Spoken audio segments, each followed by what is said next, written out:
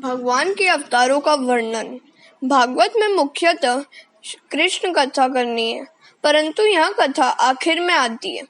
भगवान के अवतारों की कथा सुनने से जीवन सुधरता है। भगवान के सारे धर्म जीव में उतर आए, यही अवतार हुआ। तीसरे अध्याय में 24 अवतारों की कथा संक्षेप में कही गई है। पहला अवतार सनत कुमारों का, वह ब्रह्मचर्य का प्रतीक है। सब धर्मों में ब्रह्मचर्य पहले आता है। ब्रह्मचर्य के सिवा मन स्थिर नहीं रहेगा। ब्रह्मचर्य से मन, बुद्धि, चित्त, अहंकार पवित्र होते हैं। ब्रह्मचर्य का पालन करने से अंतःकरण शुद्ध होता है। पहला कदम है ब्रह्मचर्य। दूसरा अवतार वराह का है। वराह अर्थात श्रेष्ठ दिवस कौन सा? जिस दिन सत्कर्म हो वह दिन श्रेष्ठ। सत्कर्म में लोभ विघ्न करने आता है। लोभ को संतोष से मारो। वाराह अवतार संतोष का अवतार है। प्राप्त स्थिति में संतोष मानो। लोभ को मारकर प्रभु जिस स्थिति में रखें उसी में संतोष मानो। यह वाराह अवतार का रहस्य है। तीसरा अवतार है नारद जी का। यह भक्ति का अवतार है। ब्रह्मचर्य का पालन करे और प्राप्त स्थिति में संतोष माने, उसे नारद अर्थात भक्ति मिले। नारद जी भक्ति के आचार्य हैं। चौथा अवतार नर नारायण का। भक्ति मिले तो उससे भगवान का साक्षात्कार होता है। भक्ति द्वारा भगवान मिलते हैं, परंतु भक्ति ज्ञान और वैराग्य बिना होगी तो दृढ़ नहीं होगी। भक्ति ज्ञान और वैराग्य सहित होनी चाहिए। भक्ति में ज्ञान और वैराग्य की जरूरत है, इसलिए पांचवा अवतार कपिल देव का है। ज्ञान वैराग्य का। वैराग्य को जीवन में उतारो। ज्ञान और वैराग्य के साथ भक्ति आएगी तो भक्ति सदा के लिए स्थिर रहेगी। छठा अवतार है दत्तात्रेय जी का। ऊपर बतलाए हुए 5 गुण ब्रह्मचर्य, संतोष, ज्ञान, भक्ति और वैराग्य आप में आएंगे तो आप गुणातीत होंगे, और आप अत्रि होंगे तो भगवान आपके यहाँ आएंगे। ऊपर के 6 अवतार ब्राह्मण के लिए। 7वां अवतार यज्ञ का। 8वां अवतार ऋषभ देव का। 9वां अवतार पृथु राजा का। 10वां अवतार मत्स्य नारायण का। यह 4 अवतार क्षत्रियों के लिए है, धर्म का आदर्श बताने के लिए है। 11वां अवतार कर्म का है। 12वां अवतार धन्वंतरी का है। 13वां अवतार मोहिनी नारायण का है। यह अवतार वैश्यों के लिए है। प्रभु ने वैश्यों के जैसी लीला की है। 14वां अवतार नरसिंह स्वामी का है। नरसिंह अवतार पुष्टि का अवतार है।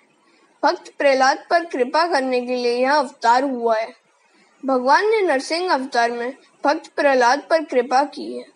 प्रहलाद जैसी दृष्टि से देखेंगे तो स्तंभ में भी भगवान का दर्शन होगा। ईश्वर सर्वव्यापक है, ऐसा केवल बोलो नहीं, उसका अनुभव भी करो, फिर तुमसे पाप नहीं होगा। संत भी व्यवहार करते हैं। जब तक शरीर है तब तक व्यवहार करना ही पड़ता है। ईश्वर को मनुष्य मन शक्ति या बुद्धि शक्ति से जीत नहीं सका, केवल प्रेम से ही जीत सका है। यशोदा के प्रेम के सामने श्री कृष्ण दुर्बल बनते हैं और बन जाते हैं।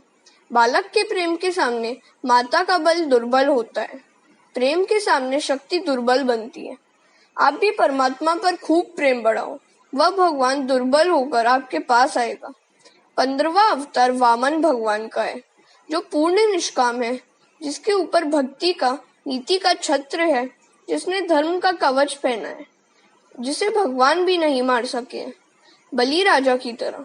यह है वामन चरित्र का रहस्य। परमात्मा बड़े हैं, तब भी बलि राजा के आगे वामन अर्थात छोटे बनते हैं। 16वां अवतार परशुराम का। यह अवतार आवेश का अवतार है। 17वां अवतार व्यास नारायण का ज्ञान का अवतार है। 18वां राम जी का अवतार है। यह मर्यादा पुरुषोत्तम का अवतार है। राम की मर्यादा का पालन करो, जिससे तुम्हारा काम मिटेगा, अर्थात कन्हैया मिलेंगे। 19वां अवतार श्री कृष्ण का। कृष्णस्तु भगवान स्वयं। श्री कृष्ण तो स्वयं भगवान है। राम और कृष्ण एक है। मनुष्य दिन में 2 बार भान भूलता है। दिन के 12 बजे भूख से भान भूलता है और रात को निवृत्ति में काम सुख याद आता है, इसलिए भान भूलता है। इन दोनों समयों को संभालना है। सवेरे श्री राम जी को याद करो और रात को श्री कृष्ण को। वे दोनों समय बचाएंगे। राम जी की मर्यादा का पालन करो तो श्री कृष्ण पुष्टि पुरुषोत्तम पुष्टि अर्थात कृपा करेंगे। संत एकनाथ जी महाराज ने इन दोनों अवतारों की सुंदर तुलना की है। राम जी राजमहल में पधारे और कन्हैया कारागृह में। एक के नाम के अक्षर सरल और दूसरे के नाम के अक्षर जुड़े हुए हैं। पढ़ाते समय सरल अक्षर पहले पढ़ाते हैं और जुड़े हुए बाद में। राम ये सरल अक्षर है, श्री कृष्ण ये जुड़े हुए अक्षर है। राम जी की मर्यादा का पालन करो तब श्री कृष्ण अवतार होगा। जिसके घर में राम जी न पधारे वहाँ श्री कृष्ण भी नहीं आते। राम जी का अवतार अर्थात राम जी की मर्यादा का पालन, ये दोनों साक्षात पूर्ण पुरुषोत्तम के अवतार हैं। बाकी के सब अवतार अंशावतार हैं। पूर्ण अवतार और अंशावतार का रहस्य यह है, अल्प काल के लिए, अल्प जीवों के उद्धार के लिए जो अवतार होता है वह अंशावतार है, और अनंत काल के लिए तथा अनंत जीवों के कल्याण के लिए जो अवतार होता है वह पूर्ण अवतार है। ऐसा संत मानते हैं। भागवत में कथा तो करनी है कन्हैया की, परंतु क्रम क्रम से दूसरे अवतारों की कथा सुनाकर अधिकार प्राप्त हो तो कन्हैया है। इसके पीछे हरि, कल्कि, बुद्ध आदि अवतार हुए हैं। कुल मिलाकर 24 अवतार हुए हैं। परमात्मा के 24 अवतार परमात्मा शब्द में से ही निकलते हैं। प मतलब 5, र मतलब 2, मा मतलब 4, आ मतलब 1, त मतलब 8 और मा मतलब 4। ब्रह्मांड भी ईश्वर का अवतार है।